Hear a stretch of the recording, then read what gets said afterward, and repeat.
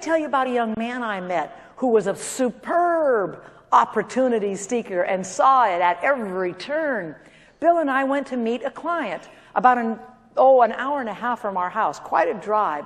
And we had spent the whole day with the client, and they had asked us if we could get them some material by the weekend because they were going to make a decision about which firm to hire. And they had interviewed 3 or 4 firms, and we knew that. That was fine. So we're driving back to the office. Bill's driving. I'm sitting in the passenger seat. We're going down the highway, 60 miles an hour, and we're talking about how in the world are we going to get this information to them by Saturday, because I had to go on the road for 2 or 3 days.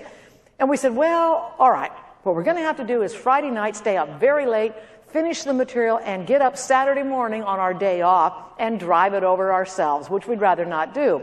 But we said we promised to give that good service, so we'll do it. Just as we made that decision, Bill's driving, I'm sitting here in the passenger seat, I look out the window, and right in the lane next to us, 60 miles an hour down the highway, is a white van, a van. And on the side of the van are written the words, Express It, Bay Area Courier Service, 24 hours a day, 7 days a week, and a telephone number. And I said, thank you, God. You know, he gives us little gifts every now and then, just to remind us that he's there. And I grabbed a pencil and paper. I was writing the number down. And as the young man was driving it, he saw me writing the number, and he tooted his horn, and he waved at me. So I waved back. And in sign language, he said, do you want us? I said, yes, I'm writing it down.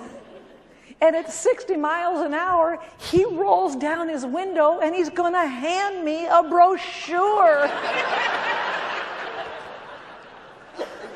Guess who the dummy was that's going to roll down her window?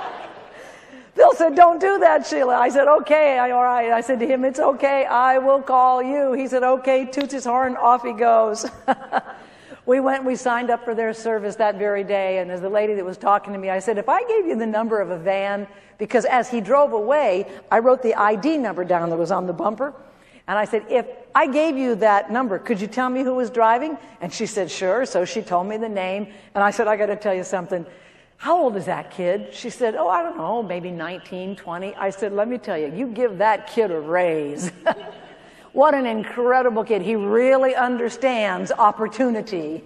But I must tell you, I did not say where I met him. I wanted to get him a raise, not get him fired. He looked around. Was he highly educated? I don't think so. Was he a cute kid? Sure he was. Gosh, he had one of those strange haircuts and, I mean, you know, but just a cute kid. But he understood opportunity, and he took advantage of it. Ask yourself this, if you're writing notes today, am I taking advantage of all the opportunities that I can in this era of change that I'm involved in?